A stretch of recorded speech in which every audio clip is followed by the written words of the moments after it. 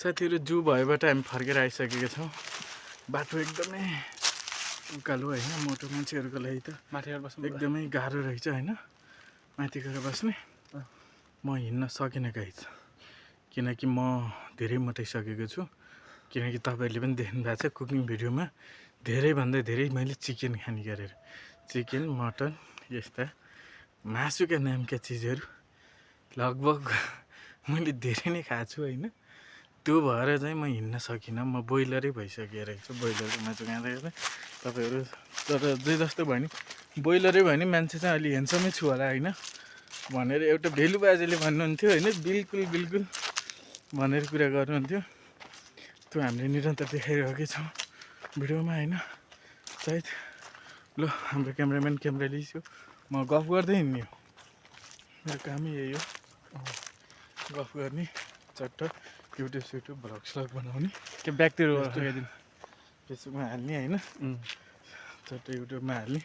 धेरैजनाहरूले भन्नुहुन्छ कि हैन के गरिस् बनाउनु, हामी यस्तै हो, हामी बिन्दास माथिबाट नजाने कि सकिन्न। अब उकालो उक्लिन सक्दिनँ, यसम्म बाटोबाट हिँड्ने हो, जङ्गल भएको बाटो बिस्तारै बिस्तारै हिँड्दै जाने।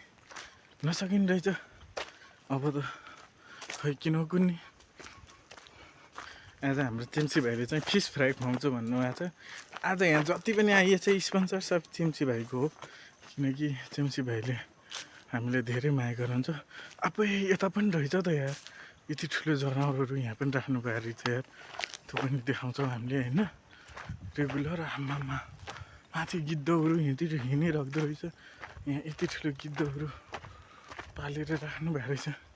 यो बाटोमा आएकै थिएन कि चिम्सी धेरै ठाउँमा रहेछ। म त यहाँ त आएको थिइनँ यो जूमा, तलपट्टि रोडबाट तल रहेछ नि त हैन। के हो त्यो हेर्नुहोस् त गाइजी, यता देखाउँछ तपाईँलाई हामीले।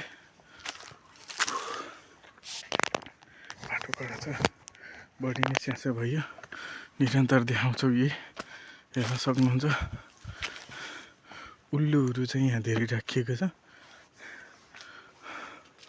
उल्लुको साथी तपाईँले देख्न सक्नुहुन्छ यो जूभित्र हो चिम्सेजी,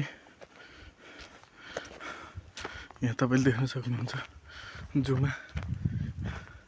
हामीले सर्ट भिडियोमा पनि राख्छौँ, माधव डेली लाइफ टाइममा गएर सर्ट भिडियो पनि हेर्नु होला हैन। अहिले प्रत्यक्ष देखाउँछु, यति ठुलो यो गिद्ध हो कि के हो, हिमाली गिद्ध भन्दो रहेछ यसलाई। हामी नजिकबाट गएर तपाईँलाई देखाउँछौँ है त अर्कोमा।